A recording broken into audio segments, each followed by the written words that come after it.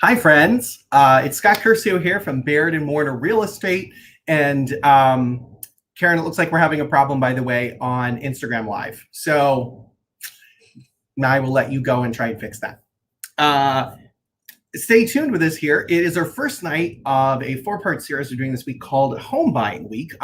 We've been getting so many requests from people and so many questions about, it is a really busy spring market. We've been hearing that from so many people. And so we decided to do a little event around it. So we have tonight, which is how to write winning offers in our spring housing market. Tomorrow night, where we discuss specifically 5 ways to get the best home loan possible. Thursday night, we're going to be talking about vacation and second homes. And then on Saturday morning, I'm going to do a little recap, just a general Q&A question that we're calling Coffee with Curcio, me. So if you're tuning in, be it via Facebook or YouTube Live, we're having a little issue with our Instagram feed right now that we're trying to get remedied. So apologies if you're on Instagram going, where is this thing? But thank you guys for showing up tonight. And first few minutes, we're going to get settled here. And I'm coming to you from my home studio. Feel free to comment on questions. If you get specific questions, something you want to ask us tonight or the rest of the week, a general home buying question. If we can't get it to it tonight, we'll certainly make sure to follow up with you after, especially if it's a more specific question. Or you can pop back in if you have more specific questions and join us for our live Q&A Saturday morning from 10 to 11. Ooh, excuse me. I'm going to be talking a lot tonight as we carry the show.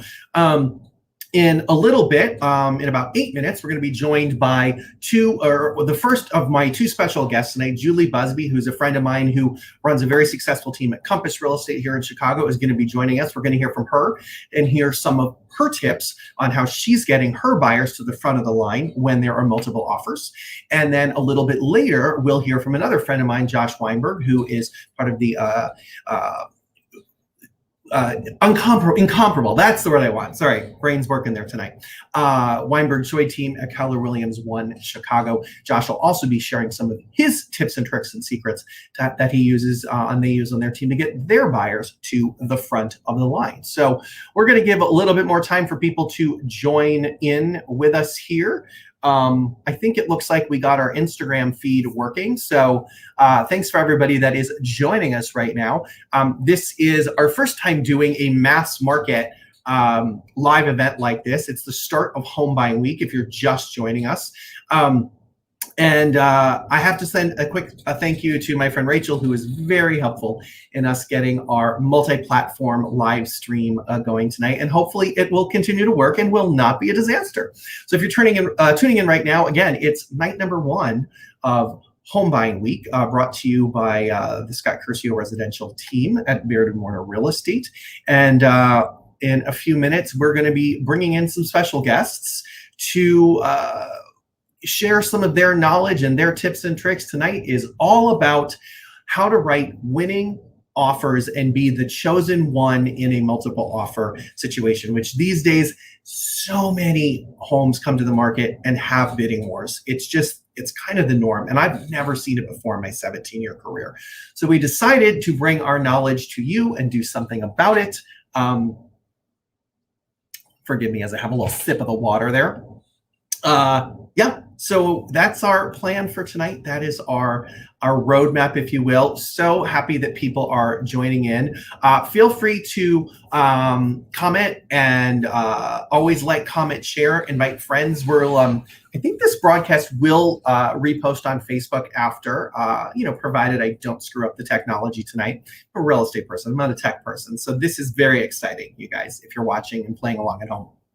In about 5 minutes, as I mentioned, my friend Julie Busby from Compass Real Estate and the Busby Group is going to be joining us, and we're going to be kicking off our discussion about tips and tricks that you can use to be the winning offer. We're in a multiple offer world these days, and so hopefully you guys will come away tonight, if you're watching live or watching it later, with some good advice and some good tips and tricks to help in your real estate search. Feel free to comment. We are using a platform called StreamYard for tonight, which links us to our Facebook, both my personal page and my business page, YouTube, and also Instagram Live, although I think we are having a little issue with Instagram tonight. So forgive me for those that are trying to get in there and maybe it's not working so well. So that is what we're covering tonight. We're excited that we're going to be hopefully bringing you guys some really good content. And I'm doing a little check. Thank you for everyone that's tuning in. I can't see who all's joining in because it doesn't register that way, but feel free to comment, ask questions, say hello, and hopefully I'll see that coming through on my little broadcast studio here as we get set for our guests tonight. So feel free right now if you guys have a question or something you definitely want to make sure that we cover, or you just want to say hello, pop a comment in there for us. Hi, Stephanie. Oh, it's good to see your face, or your virtual face, I should say. Feel free to comment, and you can always share too. Invite friends in tonight if anybody you know could use this for, hi, Ken, could use this for their own property search. Forgive me, I have a candle burning, you guys, so I have to make sure that the candle doesn't burn down my office here. And I love that the comments are actually coming through, at least from Facebook. We'll see what happens with our Instagram feed here that may or may not be working tonight. And really quickly, just want to give a quick shout out as we get ready to start here to my team. I'm sure some of them are joining us tonight, Ken and Jenny and Leah and Lucas and John Paul and Adrian and Elise. I thought I was gonna, and Alicia too. Thought I was gonna forget somebody there for a minute. Anyway, that's where we're at right now. We're hanging out. We're going to talk a little bit more here as we get started when Julie joins us, and then a little bit later, Josh Weinberg from Weinberg Choi will also be joining us, and two of my favorite people that will no doubt be dropping lots of tips and tricks and knowledge on us tonight. So super excited for that. And that's it. But how are you all doing tonight? All you people out there in internet land. I'm just going to have a little sip of water. So before Julie joins us, I will recap a little bit. If you're just tuning in, I'm Scott Curcio from Baird & Warner Real Estate, although most people are probably coming here because they know myself or a member of the team. So welcome, old friends and new friends. This is the first time we're doing this home buying week. And what prompted it is it's obviously been a very crazy and fast moving spring real estate market. And we've found that a lot of our clients were, one, just everyone's been in at least two, if not three or four or five, multiple offer situations. And we started thinking about, well, what's another, we love to do things like this. We love to educate. We love to share our tips and tricks. And we said, well, what can we do to kind of elevate that for people? So here we are. We put this together very quickly. With a lot of great support from a lot of people. Oh, and I forgot Karen. Oh my God, geez, our marketing coordinator, Karen, who is pretty much helped put all of this together and helped us test tonight. So if you're joining us, if you're just joining us here, we're just saying thank you to everybody and getting started. I see that Julie is joined us in the waiting room. It's like our green room. This is very exciting, you guys. And one more time, I have to send a shout out to my friend Rachel Potter for helping me through the world of StreamYard and making sure that I knew how to do what we're doing tonight. Because we would not be able to do this if not for her. So thank you to her. I am super excited. We're gonna get right into our content now after a little vamping there. And thanks for everybody that's been joining us. I can see comments on Facebook. So if you're watching on my business page or you're watching my personal page, feel free to comment to say hello or ask questions. I can see those comments. Don't see anything on YouTube, and we don't see anything on Instagram. So forgive me if you're watching on those platforms. The fact that we could stream multiple platforms is like a victory in and of itself. So I will bring in somebody that is become a really good friend and someone who I just absolutely have so much respect for. And before we get going, a lot of people ask me like, that's crazy. You're doing this marketing event and you're bringing brokers that aren't on your team in. What's that about? Hi, Nagin, by the way. And I think it really goes back to how we work and the spirit of collaboration that is a key way that you can be a winning offer in a multiple offer situation is broker relationships. They matter. They are mattering way more now than they ever have before. And so that's why I'm really excited to bring on our first guest tonight, Julie Busby. I'm gonna add her to the stream and then do introductions. It's working. Yay. I can hear you too. This is very exciting.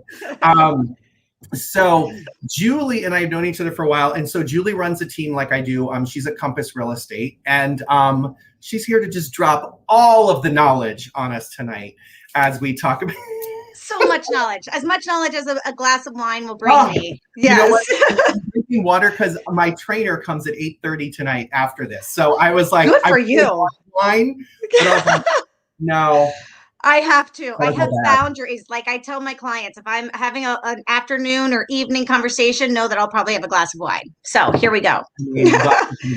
So tonight is all about multiple offers and how you win them, which is, I think for a lot of brokers, even it's a little bit of a mystery. I don't think that a lot of people have the tools and tricks. So love to hear from you. Kind of, what are some of your wisdom points or your key things? Like, what are things that you see? And I should mention too that Julie and I both, our teams do a lot of listings, so we see what people bring to us. Yes. And what doesn't work. Yes. So true. So I was in the green room a little early, so I heard you chatting a little bit. And so I think it was a good segue. You mentioned relationships. So literally my number one talking point was working with an experienced broker. Yeah. There's a few reasons to do that. Number one is they understand how to navigate the stressful experience. Yeah. We do this for a living, and sometimes there's brokers that forget how stressful it can be to be in a multiple offer situation.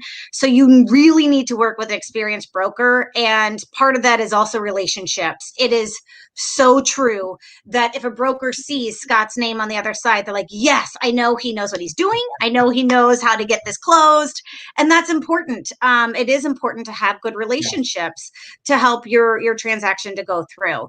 I've had some buyers say, well, I'm just going to call the listing broker because that gives me an edge over others. Please do not do that. While we are listing brokers, you and I both know it puts us in a conflict of interest if someone's now reaching out to us and there's multiple offers. So please work with a top broker, Scott, to make sure you're good. Josh is coming later. So, but yes, it's important to have a very experienced broker who has good relationships and knows how to navigate the hurdles. There are many hurdles. It's not just getting the offer accepted; it's getting it to the closing table and making sure your needs and wants are met and you're protected. Next, it's a simple one, but it is shocking. And like Scott said, we do a lot of listings and it's shocking that people don't do this. Pick up the phone and find out what the seller wants. Find out what's going on. Call the seller and say, okay, I see you're calling for highest best. What's the scoop? How many offers you have? Oh, you only have 2. Oh, where are you? Are they at list price yet? Or, have a conversation. That is very important. And then number 2, find out what they want. We have gotten offers accepted even when we weren't the highest price because we gave the seller something that was important to them. We found out that chandelier in the dining room was the grandmother chandelier and it had a sentimental value. So we were able to include that. Or closing. The seller wanted to close early, but they really were stressed out about their move. And so we offered 2 weeks free for them to live in the home. And that helped us get it. And it cost my client like $2,000, but it won the offer. So please, please, please just have your broker pick up the phone call and call the seller and find out what does the seller want. And that last one, I think this year, the opportunity for a seller to rent back is, I think, one of the most powerful things that you can offer. Because remember, every seller, they might not be a buyer, but they have to go somewhere.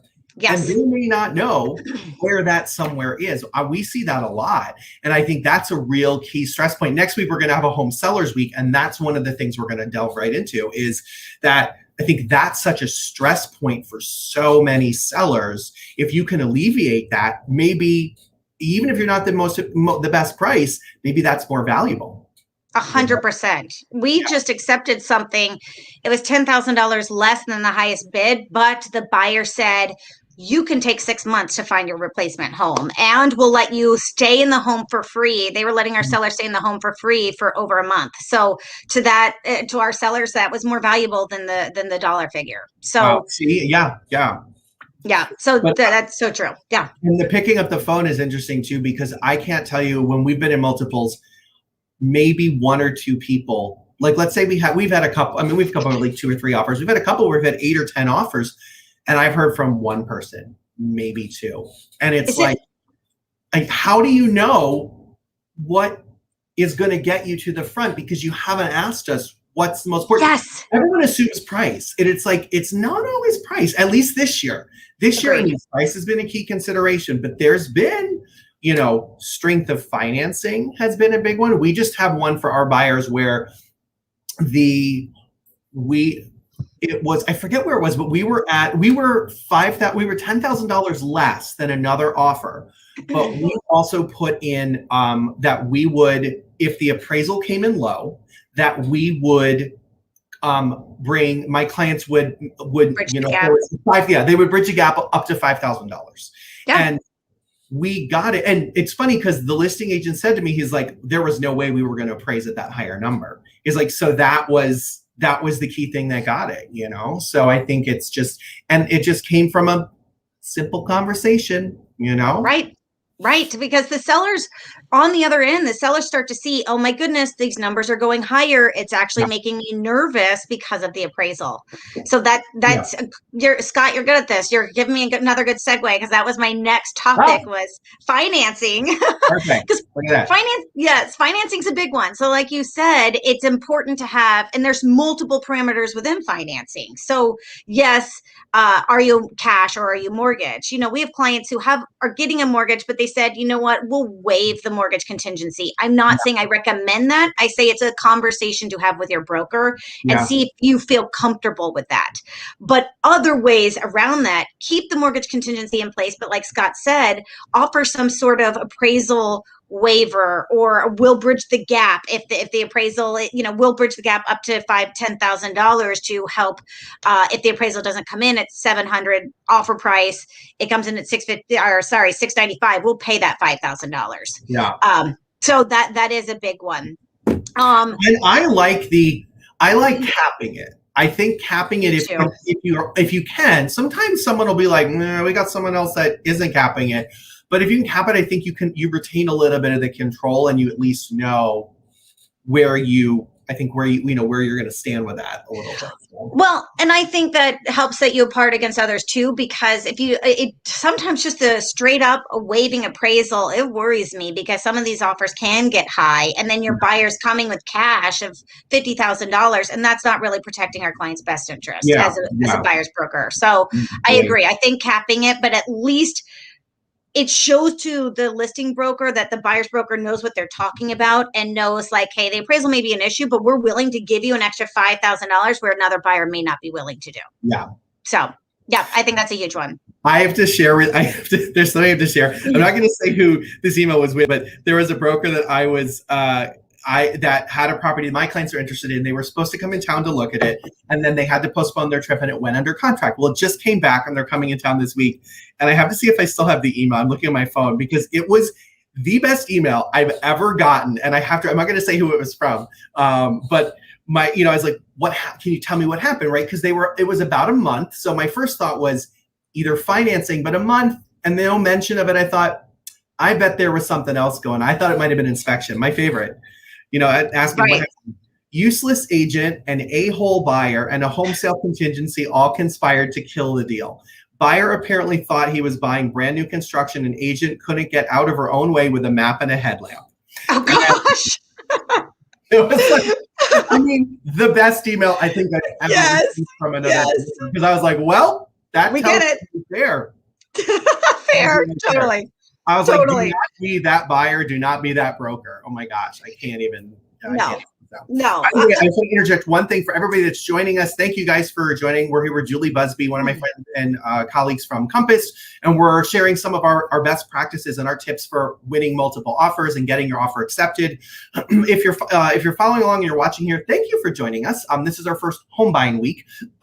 You can comment. I can see comments. We're using a platform called StreamYard tonight that's also putting us live on YouTube and also on Instagram, although I think we're having a little problem with our Instagram feed. So if you comment on Facebook, we will see the comments here. So feel free to raise your hand and say hello or ask a specific question if you have it. Okay, back to Julie. Sorry about that. I love it. No, that's great. I'm impressed with this whole platform. I need to look into it. It's super Oh my God, cool. it's super fun. And thank you to my friend Rachel Potter, who I don't think is watching tonight, but Rachel was like guided me because she's done a lot of these. She was like, StreamYard. I was like, awesome. And then I kept coming back with question after question to make this happen. It's super cool. It's and awesome. This runs and we haven't fucked it up yet. Pardon me. Love it. Yes. Well, one other piece I had on the financing was, a way to win the transaction is also to maybe shorten the mortgage contingency. So sometimes they'll have it 60 days, 70 days, and just showing that, hey, we're gonna have our ducks in a row. We already are through. Please have a pre-approval. I mean, I feel like that's 101, but please have a pre-approval. Goodness, I didn't make that as a bullet point, but please have a pre-approval or proof of funds if you're doing cash. Believe it or not, that will help a ton too. And but you can, if you show that you're already through the application process and you just need to go into underwriting with the appraisal, then you could do a mortgage contingency. I've even seen 21 days. I mean, that's a little pushing it with this tight timeline with lenders, but that could really help you outshine others too. Yeah. So. We've also, one of the things that I've noticed too is I think it's also good to make sure whatever date you're putting on the contract that your lender can actually hit. 100%. So when we get an offer that's financed, whether it's multiple or we have the same set of questions that we send to the lender to answer, and it's clear cut. It's where are the buyer's funds coming from, and are they liquid? And where we started with that was we actually started asking that question at the start of the COVID pandemic because we were finding like the stock market was crazy, and we thought, what if someone's pulling money from stocks and today they have $100,000 and tomorrow they have 80,000? Right. So we started asking if it was liquid. So we asked that, and then we also asked, has it been run through automated underwriting or direct underwriting? Like essentially, how strong is your pre-approval letter? And hey, Mr. Lender, Mrs. Lender, you put in a mortgage date of this and we put in a closing date of this. Can you hit those dates without having to extend?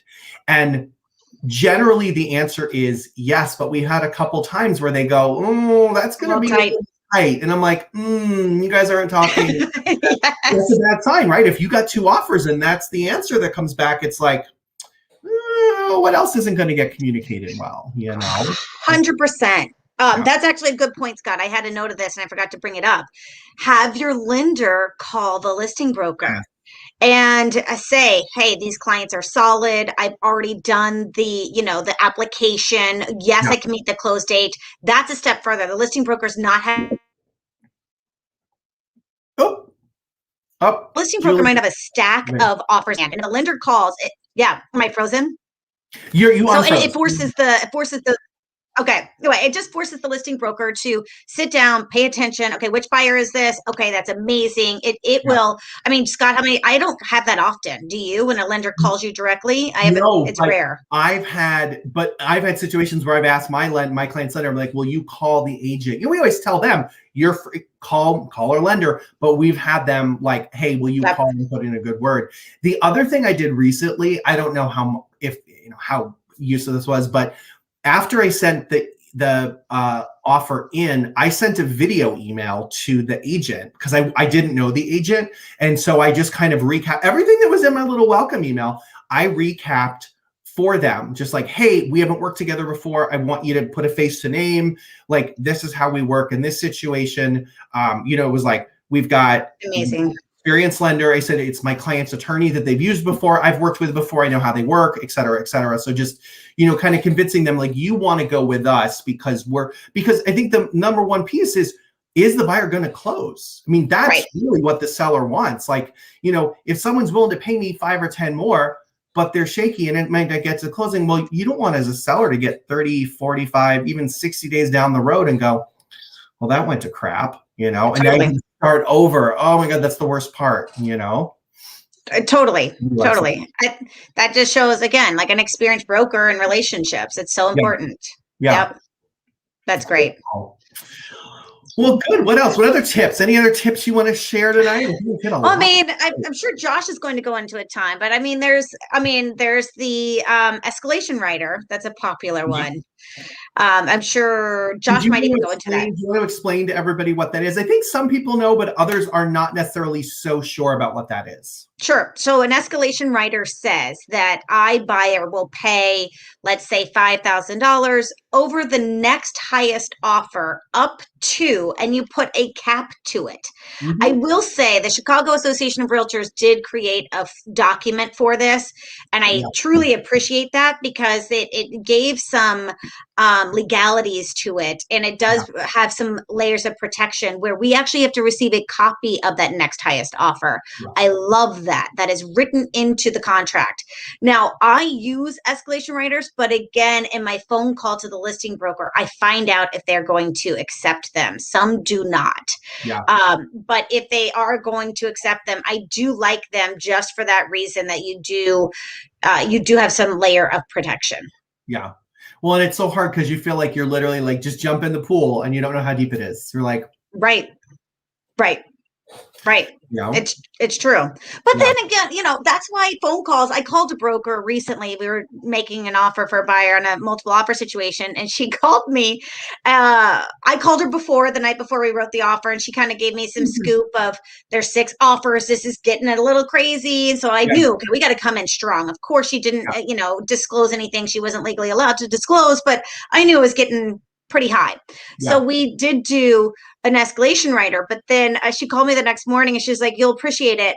There are some offers that didn't make a phone call to me and they came in like 30,000 under list price. And it's like, you don't even have a chance. You have to communicate. And I'm sure those buyers would have paid more, but they just didn't call and find out this. And some people don't understand the multiple offer situation when the seller calls for highest and best. They think they're going to get a counter offer. I have experienced that too. Well, and the other thing is I always have told my buyers this, but especially now that, don't assume if there's not a best and final, like you go to write your offer, don't assume that there's going to be a best and final. I think people mistakenly assume that if there's more than one offer, that a seller is always going to do a call for best and final. And that's not always the case. I agree. Let's say you get 4 offers and you get one that's here and is everything you want, and you have 3 that are over here. Well, if you got what you want, why are you going to screw around with these 3, right? Yeah. Like you just take it. And I've on many occasions had brokers call and say, well, we thought there was going to be a best and final. And I always laugh because my first question is, oh, I'm sorry, I didn't say that there was going to be. But it goes back to the phone call, right? If they call, maybe they would see, oh my gosh, they say, hey, we've got some really strong offers and I don't know what my seller is going to do. Exactly. I don't know if they're going to do best and final. Just put your best foot forward right away. Yeah. Exactly. I agree. Oh my gosh. Wow. Okay. Well, we could talk all night. I'm going to try and bring Josh in while we're on it. And then I'll let's see if we can do the party. Yes. Yeah, Josh. I think we may just do this.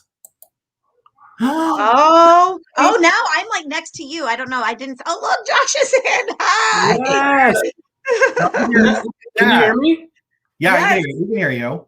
I love you both. This is awesome, Julie. Good to see you. First of all, I was taking notes and you covered everything. So I think we're all set. Have a good night. So let's just have a I have my wine ready. Yes. Yeah. Oh my gosh. That's awesome. Cool. Well, Julie, I'm going to, now that we've all said hi, I'm going to let you go. We're going to recap some of those things. And then, Josh, I'm going to take you out first. I'm going to take you both out for a second. I'm going to recap a couple of things, just give a couple other tips for some people. And then, Josh, I'm going to bring you back in. I just want you guys to be able to say hi. So, Julie Busby Compass, thank you so much for joining us. Josh is going to be back with us in just a minute here. I'm going to bye-bye to Julie. And Josh, I'm going to take you out and I'll bring you back in just a few minutes. So, all right. Thank you to everybody that's been participating tonight. And if you're just joining us, we can see comments through Facebook and or I think Facebook and YouTube. The Instagram is giving us some problems tonight, but if you're there, raise your hand, say hi, send a little note to me. I can see those comments, and it's nice to see some familiar faces. Hi, Ricky, for chiming in I think in Texas right now. Yeah. Not Pacific Northwest anymore. I don't know. If you're there, comment, let me know.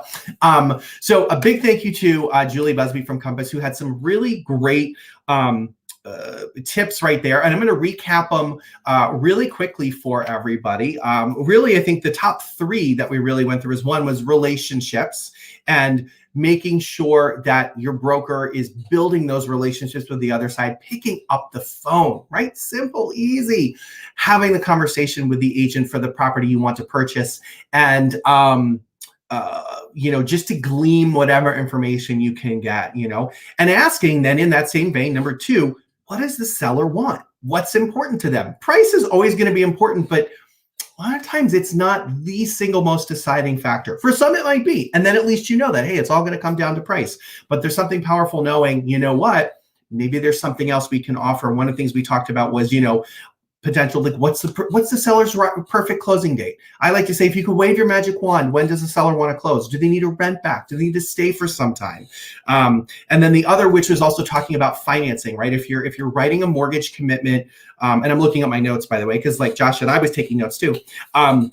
Making sure easy that you have a proof of funds if it's cash, or you are having a mortgage pre-approval. And looking ahead, by the way, tomorrow night, we've got three very special guests, some of our favorite lenders that'll be here with me as we talk about mortgage loans. We're going to talk about ways that you can get the best home loan possible. So tune in. If you're here tonight, come back tomorrow or share this with your friend, like, comment, and share it tomorrow night, 7 o'clock Central, right back here, Facebook, Instagram, and YouTube Live. Well, hopefully Instagram. Hopefully we'll figure out our bugs by then. And we'll be talking about that and answering questions about lending side. But shortening, so how to make a more attractive financing situation, having your lender call the broker for the sellers, maybe shortening up your loan commitment, just making sure too that you and your broker and your real estate broker and your mortgage broker are all in line as to the dates you're putting on the contract. So that lender knows, hey, okay, we wrote this is a loan date, this is a closing date, and the lender says, I can do all those, we're good. Everyone's aligned. That's going to really put you in a good spot. So thank you again to Julie for those wonderful tips. Good night. And now, without further ado, I feel like a drum roll. I feel like I should have entry music for people. Maybe I'm going to work on that for tomorrow night.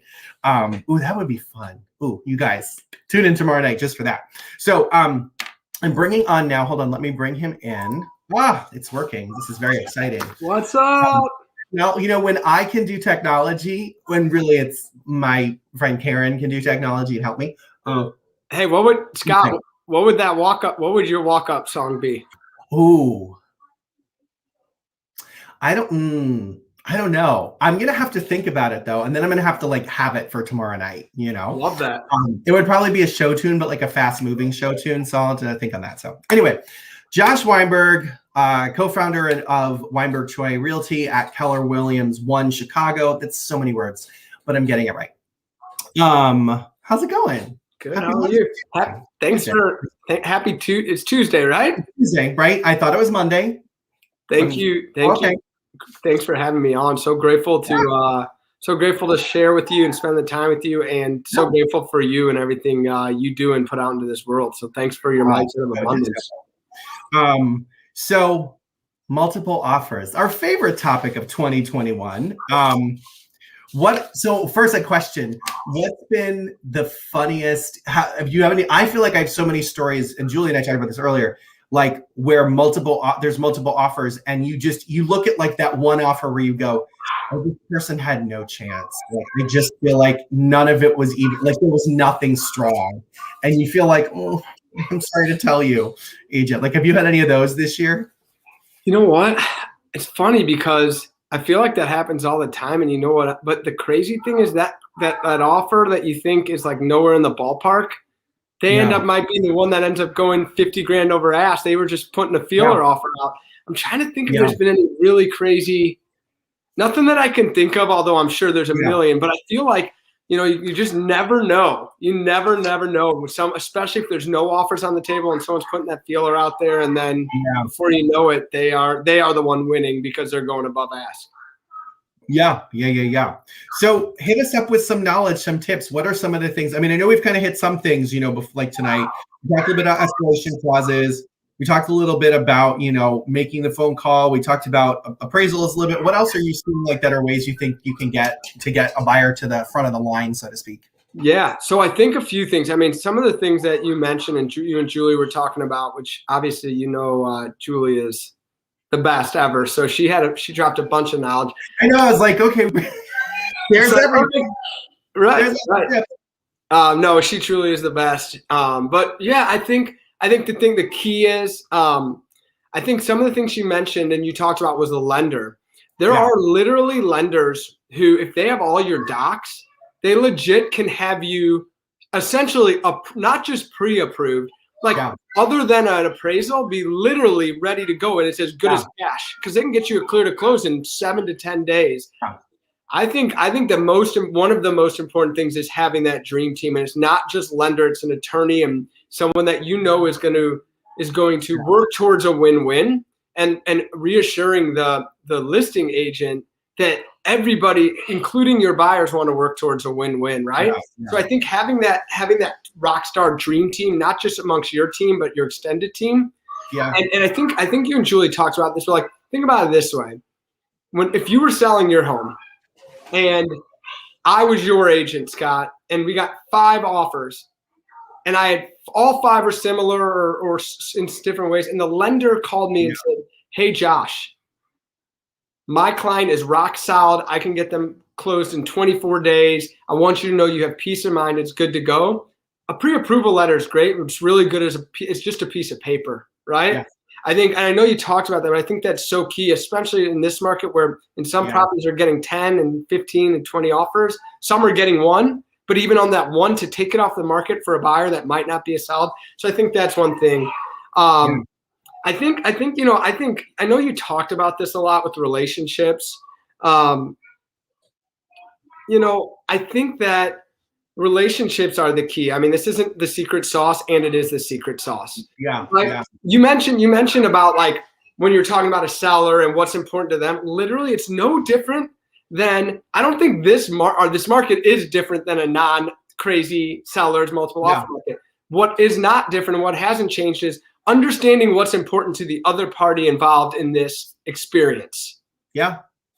And so I think one really simple question in a competitive market like this is, and you said it, and you probably even said it better than this, what does the seller's perfect real estate transaction look like? Ooh, I like that. It's so simple. Yeah. And you said, what do you mean by that? What I mean by that is this.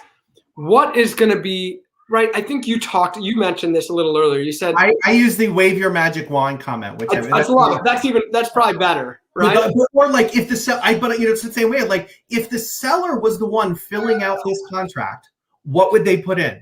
What closing date would they write in? Right? Like I've seen some funny memes actually like that. Like, hey, have your seller fill out the contract with the price they want and send it to me, and my buyers will sign it. Well, I mean, why not? Not a bad idea. I mean, like, if you really want it, Totally. So I think understanding, to your point, right, is perspective. It's not just price or a closing date.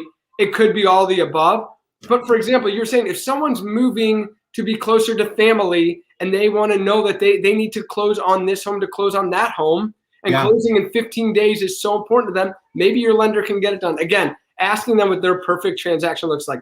I think it's like what hasn't changed in this market is the relationships. Yeah. And what I mean by that is like you said before, picking up the phone and having a conversation and not only understanding it, and then letting the listing agent know, I'm sending over an offer. And once the offer comes over, I like to ask too, like, hey, Scott, like, what form of communication, how do you want to be communicated with? That's a good one, yeah. You want me to text you? Would you prefer email? Here's the other thing. It's not only just calling and saying, hey, I'm sending an offer over. Like if you just email over an offer, it literally, there is a chance the listing agent may never even see it. You know what's so funny? I've had that where people will be like, I emailed an offer and I'm like, when did you email an offer? Because I didn't see it. And people just will not call. Or I'll get, my favorite is we'll get an offer and then it didn't come to me. And then I just like, it gets re-forwarded or I missed it. And they go, sending again, please advise. And you're like, well, first of all, don't be an ass, like it's an offer. I didn't respond. It's either a really crap offer or maybe it's because I didn't see it, So like, hey, did you get this? Taking more of the proactive approach. Hey, did you get this? I wanted to make sure, but yeah, the number of people that don't call just blows my mind. Well, especially if it doesn't like have the address or the word offer in it and it's like no subject and it goes into spam. It's like, okay. So anyways, I think right. Yes, this is important in the market we're in. And I think it's important. It's no different than every other market from the standpoint of we just need to communicate with each other. And it's important to understand what's important to the other party. I think here's another thing. In this market, right? Not all sellers, especially right now in the world we're in, not all sellers want a lot of people coming into their home. Yeah. Not only because of the world we're living in with COVID, some people don't want to have to clean up 15 days in a row or even 3 days in a row, right? So another thing that I like to always ask is like, hey, like if my clients are interested in your listing, Scott, it's like, hey, Scott, what offer would your clients move forward with before fill in the blank? Yeah. Open house, before showings, before considering other offers, or before going on the market, right? Like sometimes they don't have to go on the market and they'd rather not. Yeah. So like, I think it's just literally having a dialogue and asking like, what would it take and where would your sellers feel comfortable moving forward today or right now? Yeah. So, I think you threw out some good ideas about a post-possession, and I love post-possessions. I think those are great, and they're absolutely. And I think that's been such a thing this year. I think it's been one of the most, my buyers are very flexible on a closing. We're writing this. Because sometimes my favorite is you ask the question, what's the perfect closing date? And they say, oh, they're flexible. I don't care. All right, you're right. What works for them? And you want to know something? Then the sellers are like, oh, well, that won't work for us. And you're like, you just told me. I told you we will close any day. You just tell me when it is. Literally write it in. We left it. I actually had one where they left it blank and they were just like, just tell us what closing date, because it doesn't matter to us. As long as it's 30 days from now or more, like we'll do whatever. So yeah. It's really interesting. You know what else I like to do sometimes and I recommend is, let's just say you don't know, like to your point, when the sellers want to close and your clients are flexible. Yeah. I would just say like May 28th or date seller prefers. Oh, I like that, or date. So you're putting a date in there. So at least and if they come back and agree, cool. But if that way they know, and you don't, in a multiple offer, they don't just say, oh, well, you wrote May 28th. We didn't want to move till July. So we went with that other offer. Yeah. Well, and we had one, what's funny is the reason I'm so hopped on the post-close possession is we had a situation where my buyers, we had an accepted offer, and then the sellers wound up canceling the deal. And we found out that they got a higher offer that was cash, but more so than that, they also got an offer where the buyer gave them a rent back. And I was so livid about the situation because I had done all the things. I had the conversation, and and it was so funny because I remember I was like, well, remember when we had that long conversation about what was important to your clients, and we specifically talked about the closing date, and you said it's really flexible. They don't really care. Well, apparently they did care, but you never came back to us and asked us. So now I like to ask, do they need a rent back? Do they need post-closing possession? Because what I also find too is I don't think a lot of times the sellers brokers have necessarily crossed that bridge with the clients. Hey, I'm going to get asked these questions, Mr. and Mrs. Seller. What do you want me to tell people? What's your perfect closing date? Yeah, so I love that. I love that. And that's such a great idea. Just even when you can understand why and why they're moving or where they're moving, you can cater your offer to be as clean and ideal as possible to them. And in this market, to an extent, it doesn't always mean price, like we said, but whatever you can do to make your offer clean and appealing to that seller. And again, that seller. the better. Sorry if you're hearing my kids yelling. Oh my God, no, I love it. It's hilarious. They're like playing Wii downstairs and playing and like yelling, getting into it. You know what else? You know what else? I think a couple things. One, where I think some people get hung up, and not to say it's not important, and in the scheme of things, it's probably not worth getting hung up on, is the tax proration. Yeah.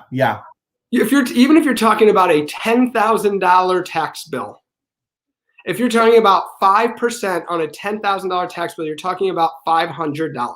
Now, I'm not sitting here saying $500 isn't a lot of money. However, that's not a reason that you probably want to miss out on a home because you want 5% more and the seller wants 5% less.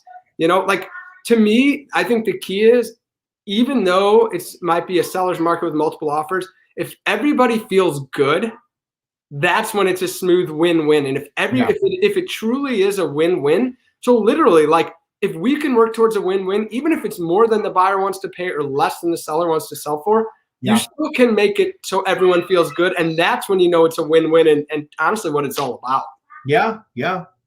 And I think right now what we're seeing is that I think more of the sellers that are looking for that win-win, and also just looking for someone that's not going to be a horrible buyer. I think, did you hear when I read that email earlier? Were you on that? Yes. Oh man, that was. I was like, this is the best email you've ever sent me, and I'm so sorry you went for that, but I think it's amazing. I started racking my brain. I'm like, I have an idea of who I think wrote that email. I'll tell you offline. There's very few people that we know that would write that email, and it's probably one of the 3 people you would think. That's what I was thinking. I was just like, I want to be like, literally, like, in my career, that is the best email you have ever written me, realtor. That's amazing. That's awesome. You know what else? One thing I'd recommend. I think you're talking about clean offers. Yes. One thing that I think is really smart, and you see this very little in the digital world we're in. Yeah. If on paper that this is what your client is looking for, and it's just a matter of confirming it once you see it. Yeah. You can literally bring an offer with disclosures. I know this might seem old school. Yeah. Or you can send it. You can ask the listing agent, what would you prefer? And bringing an earnest money check. And after the showing, hand delivering it to the listing agent. Why? Because think about it this way. If I'm walking out of a showing, or if I'm selling my home and my realtor's walking out and says, hey, Josh, that person wanted it so much, they know it's the right home and they confirmed it, and I have an earnest money check from them, I think that seller may be more willing to be like, wow, well, they're taking this seriously and they're organized and they're going to be awesome to work with. Right? At the end of the day, that's what it's all about. One of my clients, it was multiple offer city every time. And we got a deal together, but if we hadn't, what we were going to start doing is we were going to literally bring the offer everything written out, and bring it. And then we were going to leave it on the dining room table for the offer and just literally call the agent leaving. We left you an offer on the dining room table. It is sitting there at your client's house. Like, kind of that same thing. Like, we were just going to bring one and be ready and leave it. But I like the idea of like, oh, I'm going to go deliver it right now to them, with that check. I love it. You know what you should do? You should put, those little stickers and say like, sign here, and just leave it everywhere they need to initial. Oh my God. That would be like next level. I like that. I'd be like, it's all ready for your client. I just left it right there. You just have them sign it and everything's good to go. I love that. That's crazy. Oh my gosh. So, well, cool. Any other tips you want to share with us today? I feel like we have so much great content. I have like a very long page of notes that I've been writing. I think the only other thing is it goes back to what we were talking about clean offers. I mean, look, earnest money. I think that there are times where if there are offers that are very similar, how is it going to differentiate it? By putting more earnest money out there, right? Yeah. Essentially, like, that will give some sellers peace of mind that someone's more serious, even if it's saying, I'll put 15 grand or 20 grand initial earnest money. I know that sounds like a lot, but it's like there is no standard, right? So that, I think, honestly, at the end of the day, and I know we've said this over and over again, but it's honestly having a conversation and understanding instead of assuming what someone wants. It's all about perspective. Yeah. It's all about relationships. And honestly, that's why you are so successful and do it at the level you're at, because you truly know how to understand people and connect with them and have those relationships. And it honestly, it differentiates you. Yeah, I mean, I think that's what we all have to do. I mean, that's why you and Julie were on with us tonight, because you guys do that really well too. And thank you for the compliments. Cool. All right. I feel like we have some great content. So I'm going to let you go play Wii with the kids. And we're going to wrap it up here. Josh Weinberg from Weinberg Choi at Keller Williams 1 Chicago. Thank you so much for joining us. Thank you to Julie Busby, who joined us earlier. I'm going to bid you good night, and then we'll have a few parting comments here. Thanks, man. Have a good Love one. you, Scott. See you later. Oh my gosh. All right. Well, thank you, everybody that is tuned in right now, has tuned in throughout what is our first night of home buying week. I'm really happy with the way it turned out. I really want to extend thanks to all of you guys for tuning in live with us tonight, whether you were here on Facebook or YouTube or maybe Instagram. I'm still trying to figure out if that actually worked tonight. So sorry if you were trying to come there. And feel free to, I think this broadcast, because it's Facebook, will sit on the page so you can rewatch it. If you've got some specific questions, I'm going to really quickly pop my email in the comments here. So give me a second here, everybody. So give me 1 second, and then we're going to get back to wrapping this up. All right, there you go. So popping my email into the comments. So if you've got questions, you can email me directly. I'm happy to route that to also a member of my team. I hope this has been really beneficial for you. Again, I want to thank, and we're going to go back through just to recap what we've heard tonight from our guests, but a special thanks to Julie Busby from Compass and Josh Weinberg from Keller Williams 1 Chicago, who just two really, really experienced brokers and great people and friends of mine that have really summarized, the reason I brought them in was two reasons. One, because they're both rock stars and they have fantastic ideas, but we all, I think, share a very similar approach to the business and collaboration and relationships. You heard those terms a lot tonight.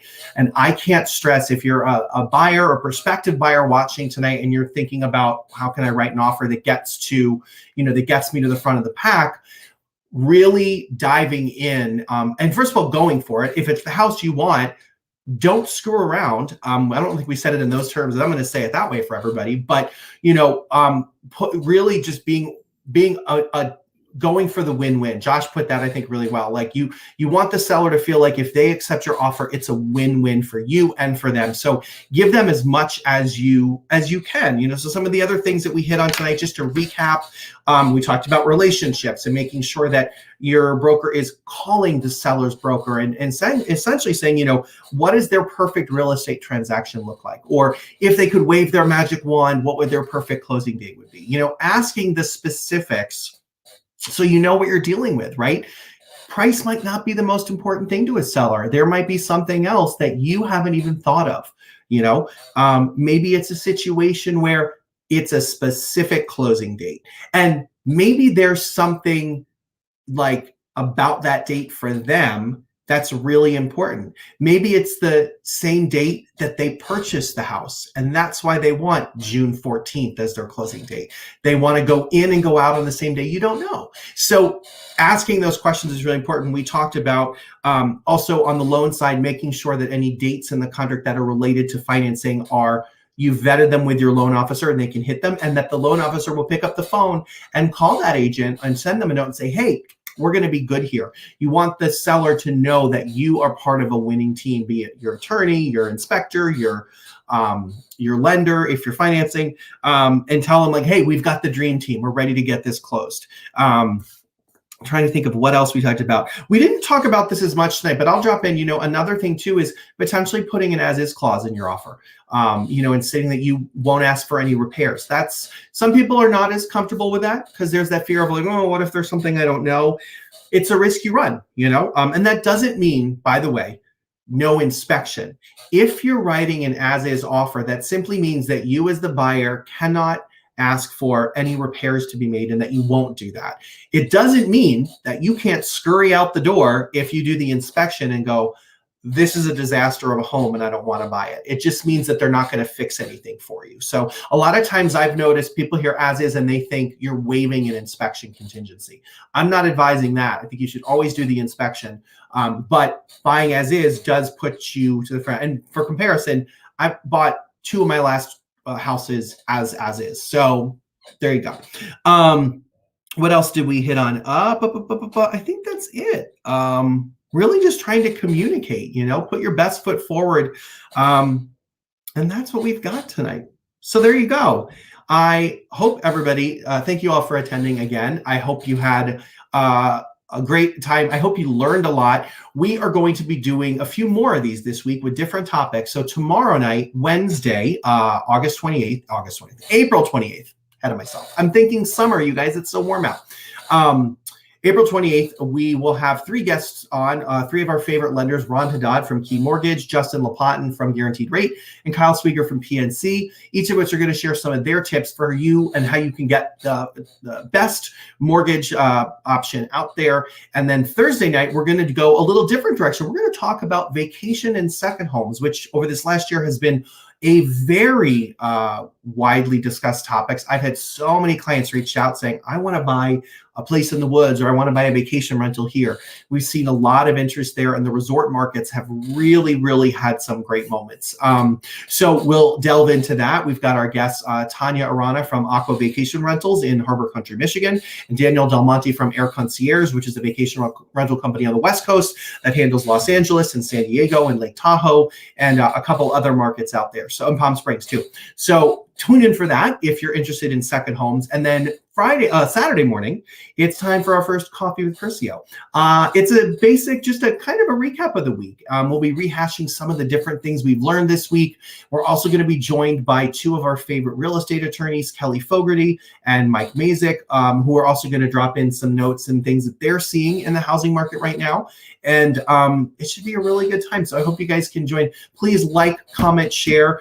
If you're not already following our Facebook business page, please do. Follow us on Instagram, follow us on YouTube. We're trying to keep putting out more and more content that's useful for you to keep educating. We're not so good at the flash on our team, but we're really good at the content. So, although I feel like I had a good lighting situation tonight, so I feel like we had some flash. So thank you guys all. I'm going to peace out here, and we're going to end a few minutes early, but appreciate all of you tuning in.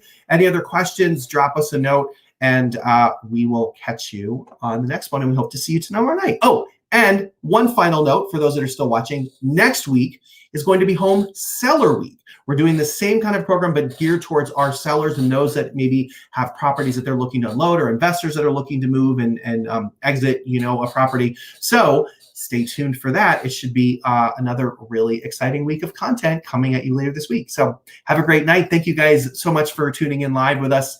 And hopefully we'll see you tomorrow night, Thursday or Saturday, or another time. Take care. Bye.